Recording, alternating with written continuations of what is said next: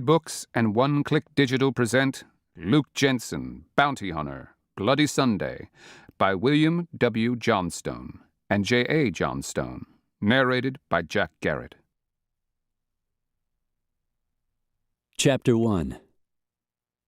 Some people said that a bullet going close past a man's ear sounded like a hornet. But Luke Jensen knew better than that, because he had heard plenty of them. What it sounded like was a bullet coming too blasted close to blowing his brains out. He kicked his feet free of the stirrups and left the saddle in a dive that landed him on the hard ground with a jolt he felt all through his body. He was getting too old for this, he thought, as he rolled behind a rock barely big enough to give him any cover. Another slug ricocheted off the rock with a wicked whine. Luke hadn't been expecting trouble, so he hadn't been riding with his Winchester across his saddle's pommel, as he did when he knew hell might start to pop. Nor had he had time to drag it from its sheath, as he was diving off the Dun's back. That meant his only weapons were the twin Remington revolvers he carried in cross-draw holsters, and a sheathed knife on his left hip, just behind the gun on that side. None of them were any good for distance work.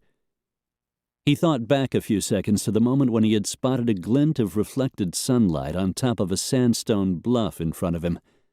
That warning had barely had time to register before the bullet buzzed past his ear. The bluff was at least 100 yards away. The Remingtons wouldn't carry that far, not with any degree of accuracy anyway. Luke looked to his left. The Dun had bolted off in that direction, spooked not so much by the gunfire as by Luke's reaction to it. The horse, like Luke, was accustomed to violence. In one sense, they were partners in the bounty hunting business. Another shot rang out in the hot, still air.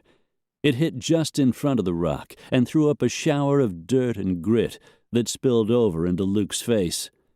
He lowered his head and muttered a curse as he blinked. He had no idea who was trying to kill him, or how he was going to get out of this.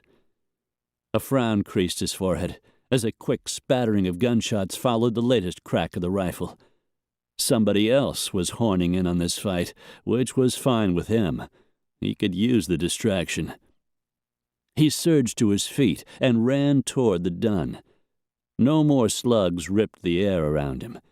He grabbed the horn, went into the saddle in a hurry, and leaned forward over the horse's neck to make himself a smaller target as he kicked it into a gallop. A cloud of dust boiled into the air near the bluff ahead of him. It headed to his right, telling him that a group of men on horseback were fleeing in that direction. He hauled the Dun's head around and rode hard to intercept them. The bluff hemmed them in. Luke caught sight of 4 or 5 men as their mounts raced through the chaparral along its base. More men rode along the top of the bluff and fired down at the fleeing riders. The fugitives tried to veer away from the rise, but Luke had the angle on them from that direction. He had the Dun's reins in his left hand. He used his right to draw one of the Remingtons and thumbed off a pair of shots. He didn't hope to hit anything, but rather to herd the riders back toward the bluff. So he was surprised when one of the men threw his arms in the air and pitched from the saddle in an obvious death sprawl.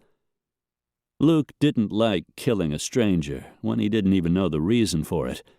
But one of this bunch had been the rifleman who nearly put a bullet through his head, so he wasn't going to lose a lot of sleep over it.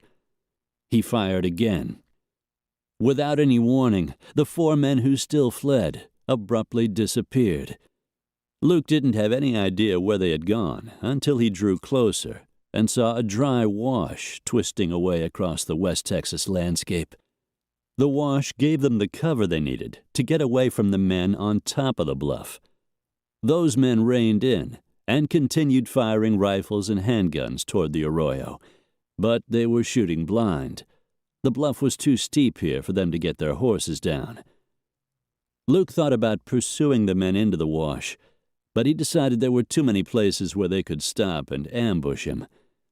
Instead, he turned his horse and rode toward the... To keep listening to this audiobook, I've left you a link in the description so you can do it, at no cost thanks to Audible's 30-day free trial.